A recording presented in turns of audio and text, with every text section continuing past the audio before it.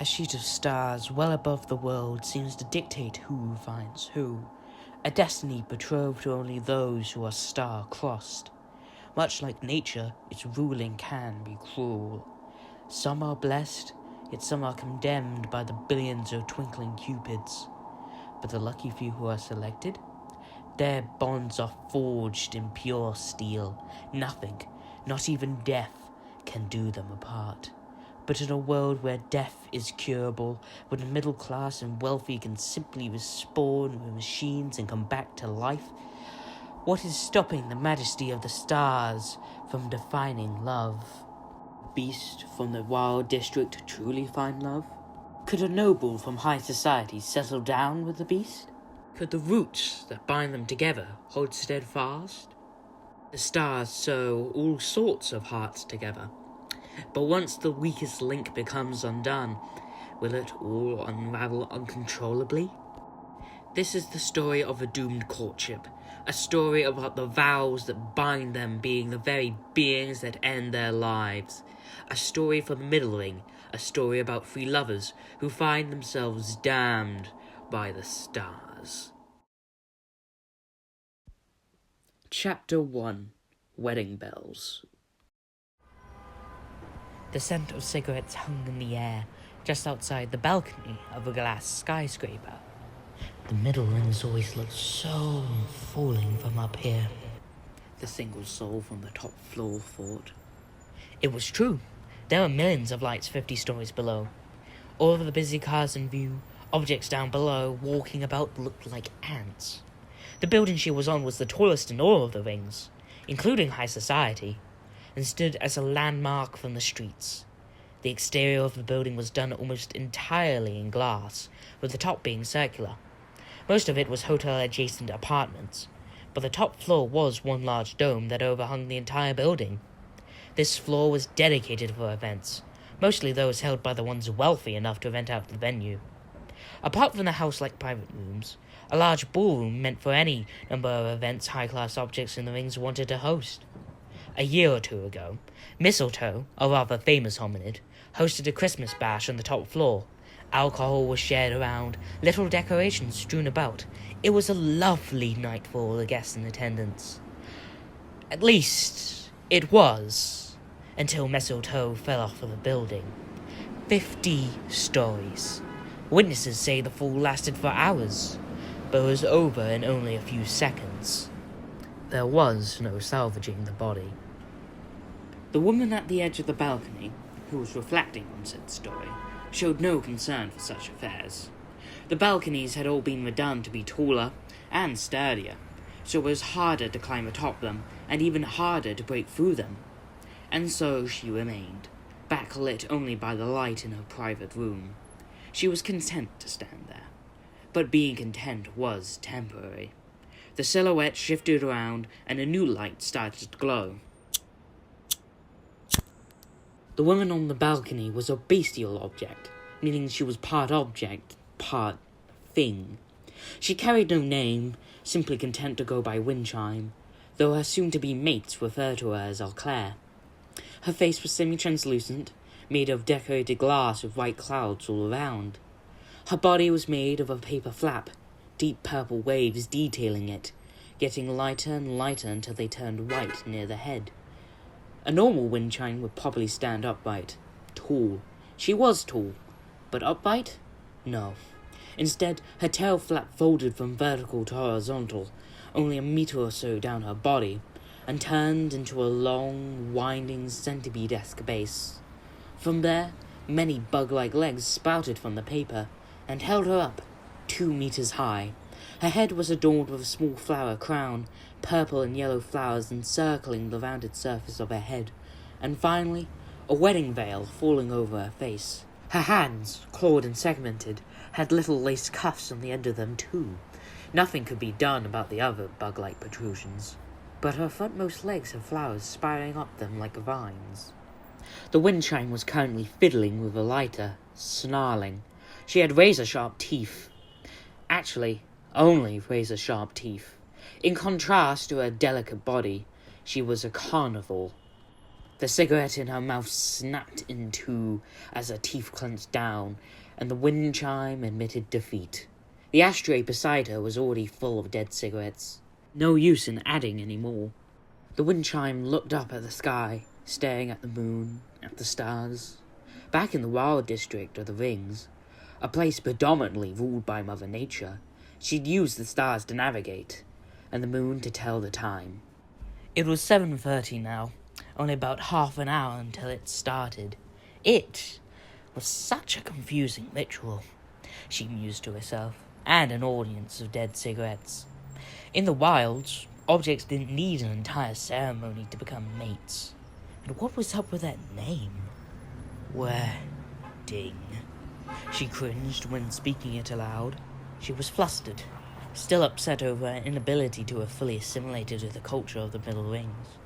That fluster soon festered into anxiety. Soon enough, she was back to flicking her lighter on and off to light up another cigarette. This is straight enough? A tapestry, maybe in his early 30s, stared into a mirror.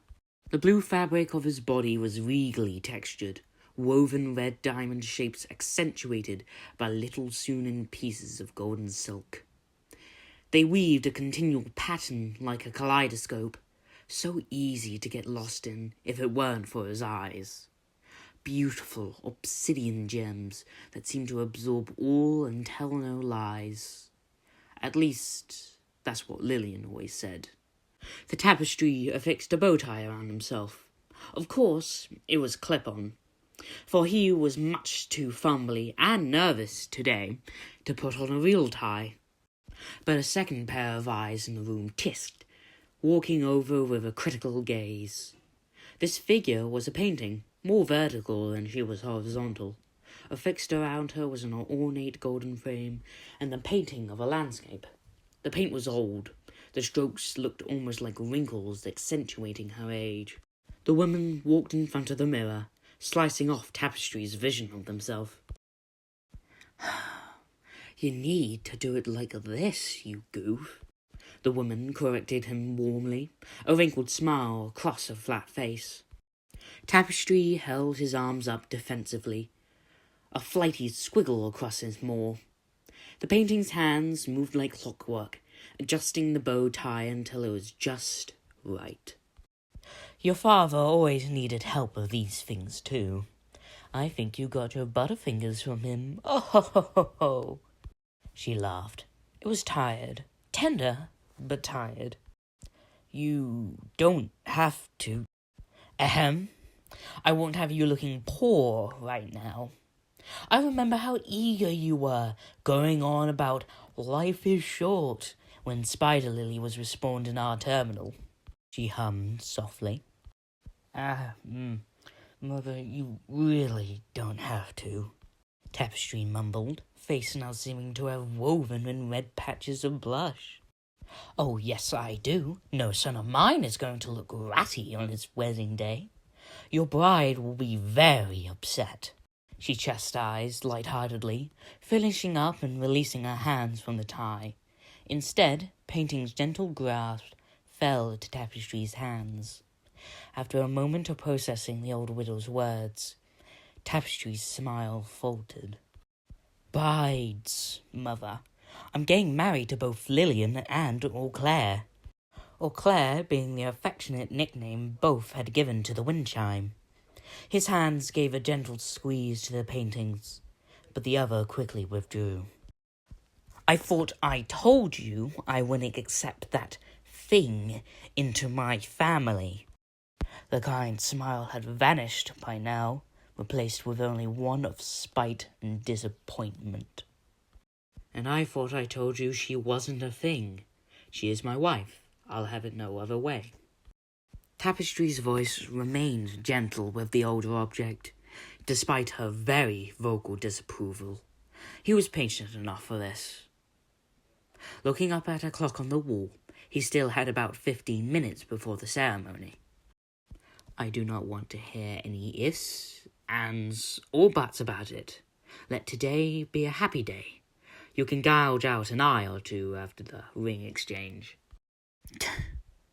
It is your funeral, Tapestry. Tapestry's eyes didn't follow the voice, but his shoulders certainly relaxed, hearing the door to the room open and shut seconds after. He sighed and looked into the mirror once more. 15 minutes? Already? He felt like he was crunched for time. He felt claustrophobic, yet excited all at once. My wedding. He smiled when saying it aloud. The painting had already left the room. Thus, he had returned to grooming himself. Faye felt claustrophobic, but no excitement befell Faye. Her two hands reached forward and grabbed the porcelain sink, hunching over and retching inside of the bowl. Her body shuddered, grassy stem crinkling slightly from her hunched position, and legs wobbling on tippy toes to properly reach the sink. The spider lily was inside of the bathroom, attached to a private room, sink on to drown out the horrid noise of her coughing up her insides. Her wedding dress was off, cast aside messily outside of the door. She didn't want to get bar on it. Her vision slowly levitated itself to the mirror, facing off at the disheveled-looking pollen puff that made up her head. Lillian, as she preferred to be called over Spider Lily, had been having issues lately. It wasn't just the car crash that made her feel this way. She'd been spawned several times before, too, so it couldn't be that. What was causing this horrible feeling? She gripped the sink again, throwing her head forward and coughing out more acidic vomit. For a moment, she could have seen something in it, small and brown. She gripped her chest, fair, skittish eyes looking all around. What was that just now? A shaky pair of hands stalked back over to the sink, peering down into it.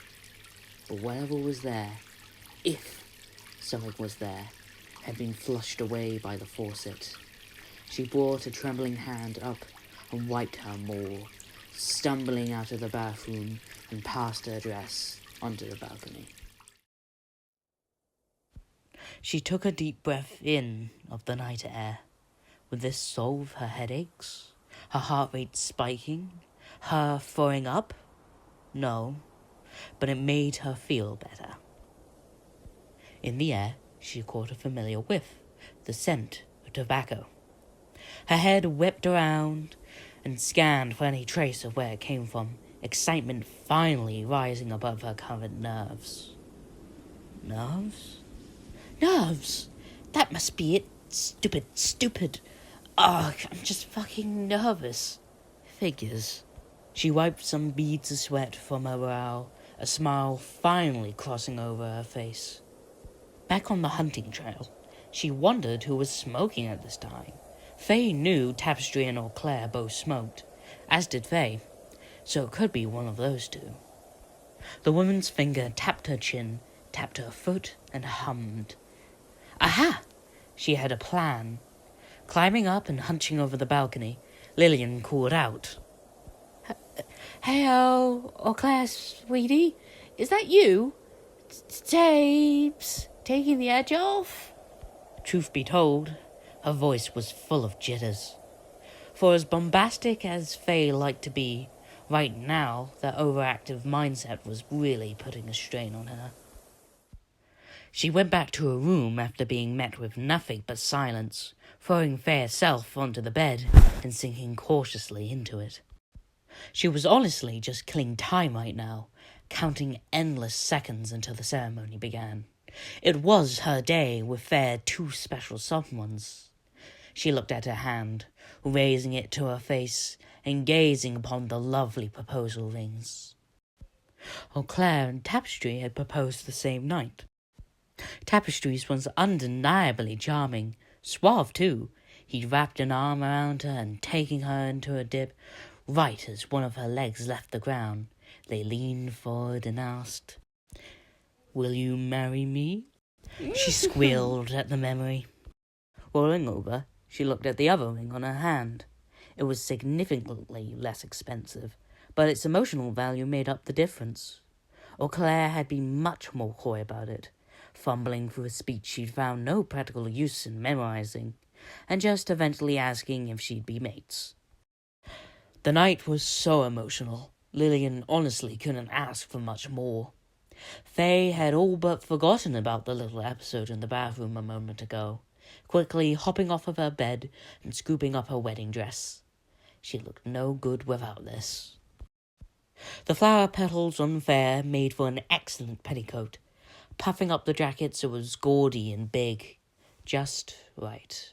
Her phone suddenly began to buzz, cueing a reminder. 1 minute until the music started, and before she hit the aisle. She could almost hear the wedding bells now.